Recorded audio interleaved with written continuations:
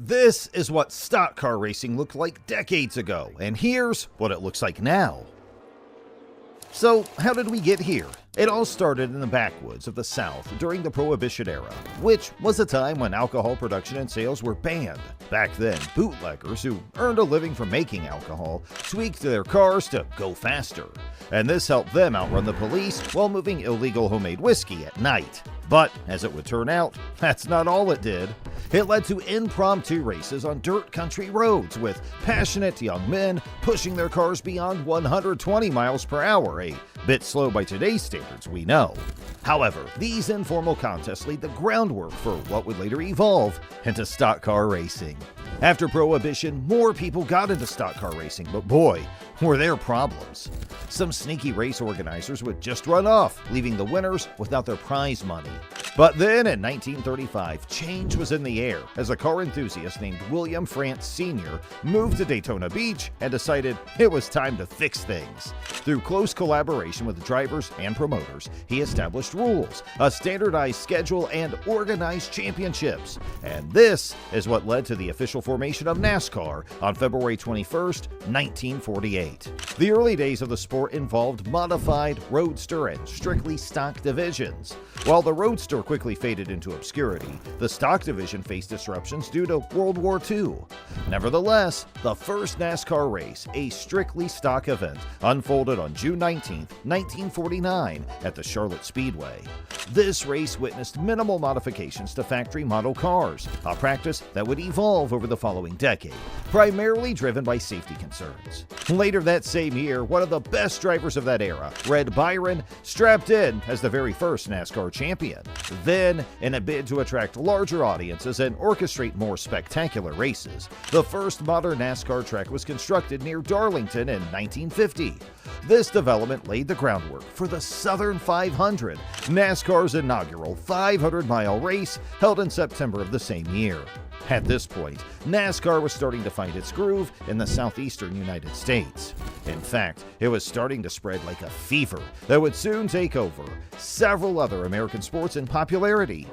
Fast forward to 1959, and the iconic Daytona International Speedway was born, hosting the inaugural Daytona 500, a race that has since remained the pinnacle of NASCAR events.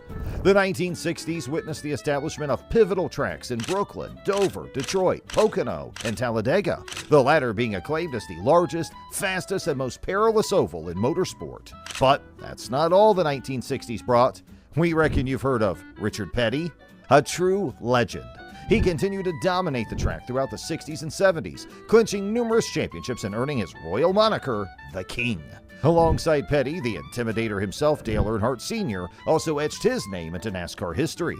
One thing though, Richard Petty might have been the one who brought the world of stock car racing to the rest of the nation in the 1960s, but the Aero Wars that unfolded later on in 1969 were what really put NASCAR on the map. The Aero Wars were a PR showdown between Ford and Chrysler, shaping the NASCAR battleground. What happened was that Chrysler entered the fray with the Dodge Charger Daytona and the Plymouth Superbird, marking the dawn of winged cars in major NASCAR history.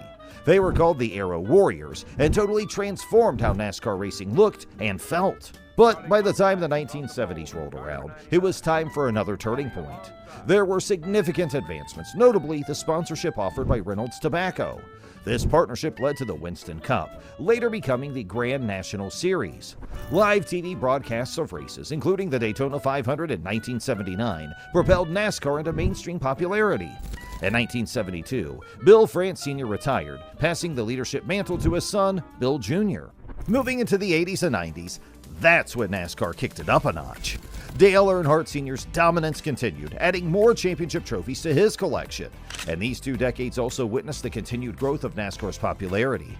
The sport expanded its reach beyond the southern United States, with races held at the New Hampshire Speedway and the iconic Indianapolis Motor Speedway. The Brickyard 400, named after the famous speedway, emerged as one of NASCAR's most beloved races.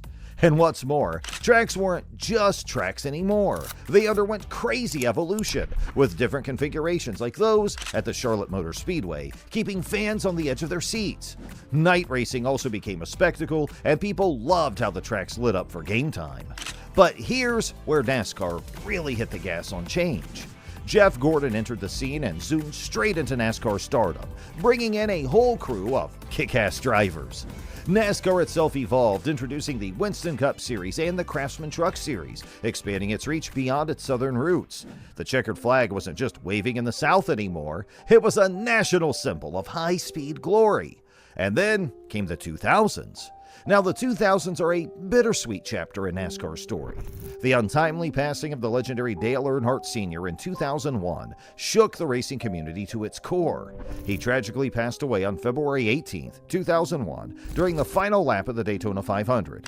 His car, the number 3 Chevrolet, was involved in a collision with other cars on the track. The crash occurred in Turn 4 of the Daytona International Speedway. The impact with another car caused Earnhardt's car to hit the wall, and subsequently, he sustained fatal head injuries. Despite efforts by emergency crews and medical personnel, Dale was pronounced dead at Halifax Medical Center in Daytona Beach, Florida. His death had a profound impact on the racing community, leading to increased emphasis on safety measures in NASCAR. In 2004, the sport underwent another radical change with the introduction of the Chase for the Sprint Cup playoff system. Suddenly, the stakes were higher, and every race became a stepping stone toward the championship. It was a game changer, injecting a dose of unpredictability into the NASCAR narrative. Jimmy Johnson then took the wheel and embarked on an era of dominance, securing an unprecedented 5 consecutive championships. The roar of his engine echoed through the history books, marking the golden era for the sport. And in 2007, the car of tomorrow was introduced, not just for speed, but for enhanced safety, signaling NASCAR's commitment to protecting its drivers. In recent years, NASCAR continued its evolution. The championship format underwent further changes, introducing elimination-style playoffs that turned each race into a high-stakes showdown. It was a roller coaster of emotions as the field narrowed and contenders fought tooth and nail for the ultimate prize. A new generation of racing legends emerged, with names like Kyle Busch, Kevin Harvick, and Martin Truex Jr. taking the wheel and making their mark on the NASCAR landscape. The sport wasn't just about tradition. It was about embracing fresh talent and new faces, ensuring a dynamic and ever-evolving racing experience. NASCAR also embraced technological changes, introducing the Gen 6 car to keep up with the times. The racetrack was now a blend of tradition and innovation, where cutting-edge technology met the thrill of high-speed competition. And speaking of expansion, NASCAR spread its wings beyond U.S. borders, hosting races all over the world. This involved featuring events on international tracks in Brazil, Europe, Canada, and Mexico. But then came the mid-2010s, and this era caused quite a few speed bumps. TV ratings and attendance hit a dip, sending shockwaves through the racing community.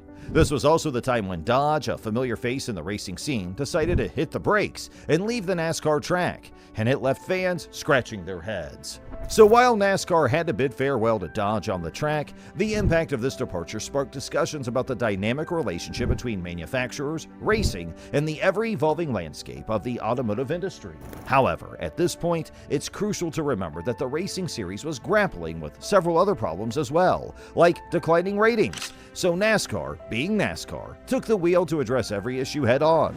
Efforts were made to rev up interest among younger audiences, injecting a fresh dose of adrenaline into the fan base. Diversifying became the name of the game, ensuring that NASCAR wasn't just a sport for a select few, but a thrilling spectacle for everyone. Under the hood, technological advancements continue to take place. NASCAR's commitment to innovation really ensured that each race was not just a competition of speed, but a showcase of cutting-edge technology, keeping drivers safe at every turn. Then, 2020 hit like a sudden caution flag, the COVID-19 pandemic. Tracks fell silent, and the roar of engines faded. But NASCAR, true to its resilient spirit, pivoted. Virtual races took the spotlight, providing fans with a digital pit pass and proving that even a pandemic couldn't put the brakes on the racing spirit. And to further prove their point, NASCAR hit back harder than ever by making a bold move in 2023. They roared back to the iconic 24 Hours of Le Mans after a hiatus since 1976. Hendrick Motorsports stole the spotlight with their number 24 Chevrolet Camaro, affectionately named Le Monster. While not in contention for class victories, the mission was clear: complete the full 24 hours, marking a triumphant return for NASCAR. Under the seasoned leadership of team owner Rick Hendrick and the expert guidance of Chad Knaus, the next-gen stock car underwent significant modifications, highlighting NASCAR's adaptability. Despite grappling with mechanical challenges, the NASCAR effort secured a 39th place finish overall, but dazzled by clinching 10th in the GTE class. It's impressive, isn't it? Now, let's talk money. Everyone's favorite subject, right? Broadcasting rights deals have become the financial nitro of NASCAR. Although the specifics of broadcasting deals can vary, they typically involve networks paying substantial fees to NASCAR for the rights to broadcast races on their channels. In return, NASCAR gains extensive coverage and exposure, helping to promote the sport and engage fans through television broadcasts. But you know what? At the end of the day, it's not the money NASCAR reels in, but the insane fan base it has managed to put together. Yes, I'm talking about the one and only NASCAR Nation. Have you ever wondered where all these pre-race rituals like tailgating came from? Yup, it's the fandom. In NASCAR, the only thing louder than the roar of engines is the roar of its fans. Over the years, NASCAR has seen some big teams become real heavyweights. Take Hendrick Motorsports, for example. They kicked off in 1984, with Rick Hendrick leading the way. Since then, they've been winning championships and showing everyone how it's done.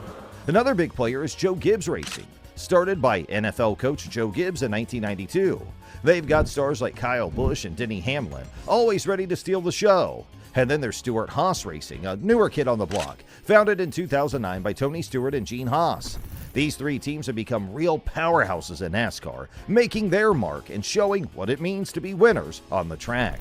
As for the future, NASCAR has set its sights on electric racing, a vision highlighted during the annual State of the Sport address in November 2023. NASCAR Chief Operating Officer Steve O'Donnell revealed that the sport is actively working on an electric racing vehicle complete with an alternative body style. O'Donnell's post-2023 season trip to Japan to explore hydrogen racing further underlines NASCAR's commitment to future possibilities. While a leaked image of the new electric racing vehicle offers a sneak peek into NASCAR's progressive plans, it appears to be an idea that will gradually take shape over time. So, will NASCAR go from transporting homemade whiskey to kilowatts? Only time will tell. Meanwhile, let us know what you are most excited about for the future of this high-speed sport. And if you enjoyed this video, there's no reason for you not to watch the next one that'll pop up on your screen. And hey, subscribe to our channel for more videos like this.